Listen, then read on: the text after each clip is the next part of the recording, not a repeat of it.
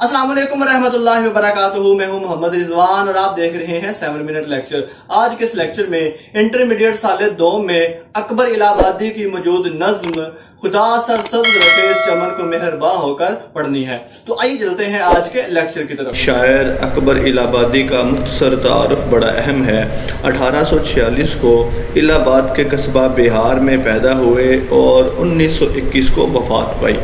आला तालीम हासिल की और जज के ओहदे पर फायज हुए। ये चूँकि अंग्रेज़ों के दौर में मुसलमान जज थे, इसलिए हुक्मरान तबके पर खुलकर तनकीद करने की बजाय तंज़ो मज़ाह और ज़रीफ़ाना अंदाज़ अपना लिया। तहज़ीब मगरबी से बेजार और सर सैयद के मुखालिफ थे। तो शुरू करते हैं जी नज़्म के अशार के मुख्तसर तशरीह को। सबसे पहला शेर, बहार आई खुले गुल ज़ेबे सहने बोस्तां होकर, अनातिल ने मचाई धूम सरगर्मे फुगा होकर। अल्फाज मैंने गुल का मतलब है फूल, ज़ेबे सहने बोस्तान बाग के सहन की सजावट, और अनातिल कहते हैं बुलबुल को, सरगर्मे फुगा होना बुलंद आवाज़ में चीखना। मफ़हूम देखिए, बहार आई तो चमन के सहन में फूल खूबसूरती बनकर खिल उठे और परिंदों की चहचहाहट ने धूम मचा दी। बहार के मौसम की मंजर नगारी की जा रही है। शायर ये कह रहे हैं कि जब बहार का मौसम आता है तो सहन में, बाग के सहन में मुख्तलिफ़ किस्म के फूल खिल उठते हैं, और फूलों के खिलने की वजह से अनादिल, जिसको बुलबुल कहते हैं, बुलबुल ने और इसके अलावा बाकी परिंदों ने भी चहचहाहट शुरू कर दी है, चहचहाना शुरू कर दिया है। मीर तकी मीर का शेर है कि चलते हो तो चीन को चलिए, कहते हैं कि बहारा हैं, पात हरे हैं, फूल खिले हैं, कम कम बादो बारा हैं। बहार का मौसम आने के साथ ही चमन में मुख्तलिफ़ किस्म के फूल खिल उठे हैं और परिंदों ने चहचहाना शुरू कर दिया है। दूसरा शेर देखिए, बिछा फर्श ज़मुर्रद एहतमाम सब्ज़ातर में, चली मस्ताना वश बाते सबा अंबर फुशां होकर। अल्फाज में नहीं देखिए जी, फर्श ज़मुर्रद घास का फर्श, अंबर फुशां खुशबू बखेरना। सबज घास यूं नजर आ रही थी कि जैसे ज़मुर्रद का फर्श बिछा है, और सुबह की हवा झूमते हुए खुशबू बखेर रही है। इस शेर में भी शायर ने बहार के मौसम की मंजर नगारी की है कि बहार के आने के साथ ही हर तरफ सब्ज़ा ही सब्ज़ा हो जाता है, और वो सब्ज़ा इस तरह मालूम होता है कि जिस तरह ज़मुर्रद का फर्श बिछा हुआ है। ज़मुर्रद एक ख़ास तरह का पत्थर है जो सब्ज़ रंग का होता है, और उसके साथ सुबह की हवा झूमते झूमते खुशबू बखेर रही है। जिस तरह के मीर अनीस ने कहा था, नाके खुले हुए हैं वो गुलों की शमीम के, आते थे सर्द सर्द वो झोंके नसीम के। सुबह की हवा में एक ख़ास किस्म की खुशबू होती है, और जहाँ जहाँ हवा पहुँचती है वो अपने साथ खुशबू लेके पहुँचती है। तीसरा शेर देखिए, अरुजे नशा नशो नुमा से डालियाँ झूमे, तराने गाएं मुर्गाने चमन ने शादमा होकर। मफ़हूम देखिए जी, शाखें नशे में झूम रही हैं और चमन के परिंदों ने खुश होकर तराने गाए। आपने देखा होगा कि जब हवा चलती है तो डालियाँ झूमती हैं। वो इस तरह मालूम होता है कि जिस तरह उन्होंने नशा किया है और अपने नशे के अरूज पर हैं।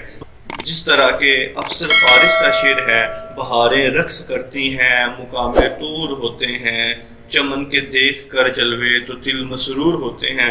बहार के आने के साथ डालियाँ भी झूमती हैं, परिंदे भी चहचहाते हैं और इंसान भी खुश होते हैं। शेर नंबर 4 की तरफ चलते हैं जी। बलाएं शाखें गुल की ली, नसीमे सुबह गाही ने, हुई कलियाँ शगुफ्ता रुए रंगीने बुता होकर। बलाएं लेना, नसार होना, और रुए रंगीने बुता खूबसूरत महबूबाओं का चेहरा। सुबह की हवा फूलों पर नसार होने लगी और कलियां खिलकर खूबसूरत फूल बन गईं। निसार होना, ये आपने देखा होगा कि माएँ अक्सर अपने बच्चों को कहती हैं, मैं सदके जाऊँ, मैं वारी जाऊँ। तो ये असल में माँ अपने बच्चे की बलाएं ले रही होती है, उस पर निसार हो रही होती है। सुबह की हवा जब फूल की टहनी से मिलती है तो शायर ये कह रहा है कि वो असल में उसकी बलाएं ले रही है, उस पर वारी जा रही है, उस पर सदके जा रही है। اور اس کے ساتھ کلیاں کھل کر خوبصورت پھول بن چکی ہیں۔ دشت سے جھوم کر جب باتیں صبا آتی تھی، صاف غنچوں کے چٹخنے کی صدا آتی تھی۔ چلتے ہیں جی 5ویں شعر کی طرف۔ کیا پھولوں نے شبنم سے وضو، صحن گلستہ میں صدائے نغمہ بلبل اٹھی بانگے اذاں ہو کر۔ پھولوں نے چمن کے صحن میں شبنم سے وضو کیا اور بلبل کی آواز اذان بن کر گونجی۔ شبنم سے تمام صحن میں موجود پھولوں نے وضو کیا ہے اور بلبل کی جو آواز ہے وہ گویا کہ اذان بن کر گونجی ہے۔ سبحان ربنا کی صدا تھی علی العموم، جاری تھے وہ جو ان کی عبادت کے تھے رسوم۔ آپ کو یہ معلوم ہونا چاہیے ہر طرح کے پرند چرند نباتات جمادات حیوانات اللہ تعالیٰ کی عبادت کرتے ہیں، لیکن وہ عبادت کس طرح کرتے ہیں یہ ہمیں معلوم نہیں ہے، یہ اللہ تعالیٰ ہی بہتر جانتا ہے۔ چلتے ہیں جی شعر نمبر 6 کی طرف۔ ہوائے شوق میں شاخیں چکی خالق کے سجدے کو، ہوئی تسبیح میں مصروف ہر پتی زباں ہو کر۔ ہوائے شوق عشق کا نشہ یا مستی، عشق کے نشے میں شاخیں اپنے خالق کے سجدے کو جھکیں اور ہر پتی زبان بن کر اللہ تعالیٰ کی حمد و ثنا کرنے لگی۔ شاعر عبادت کا ایک منظر بیان کر رہا ہے کہ جب ہوا چلتی ہے اور شاخیں جھکتی ہیں تو وہ اصل میں اپنے خالق کو سجدہ کر رہی ہوتی ہیں اور اس کے ساتھ ساتھ ہر پتی اللہ تعالیٰ کی حمد و ثنا کرتی ہے۔ وقت تسبیح کا تھا عشق کا دم بھرتے تھے، اپنے معبود کی سب حمد و ثنا کرتے تھے۔ ہر چیز اللہ تعالیٰ کی عبادت کرتی ہے اور اس کی عبادت اللہ ہی جانتے ہیں کہ وہ عبادت کیسے کرتے ہیں۔ شعر نمبر 7 کی طرف چلتے ہیں۔ زبانِ برگ گل نے کی دعا رنگین عبارت میں، خدا سرسبز رکھے اس چمن کو مہرباں ہو کر۔ برگ گل پھول کی پتی، مفہوم دیکھیے جی، پھول کی پتی نے خوبصورت الفاظ میں دعا مانگی کہ خدا اس چمن کو سرسبز رکھے مہرباں ہو کر۔ یہاں منظر کا اختتام ہو رہا ہے، شاعر یہ کہہ رہا ہے کہ پھول کی ہر ایک پتی نے دعا کی ہے خدا سرسبز رکھے اس چمن کو مہرباں ہو کر۔ رحمت ندیم قاسمی کا بڑا مشہور شعر ہے، خدا کرے میری عرض پاک پر اترے وہ فصل گل جسے اندیشہ زوال نہ ہو۔ اسی کے ساتھ ہی نظم کے تمام اشعار کی مختصر تشریح ختم ہوتی ہے۔ اب آپ کے سامنے نظم کا خلاصہ ہے اسکرین پر، اس کا اسکرین شاٹ لے لیں تاکہ 5 نمبر کا سوال جو کہ بہت اہم ہے اس نظم کا خلاصہ وہ آپ اچھے طریقے سے حل کر سکیں۔ اسی ایک لیکچر کے ساتھ نظم کے تمام اشعار کی تشریح اور خلاصہ مکمل ہوتا ہے۔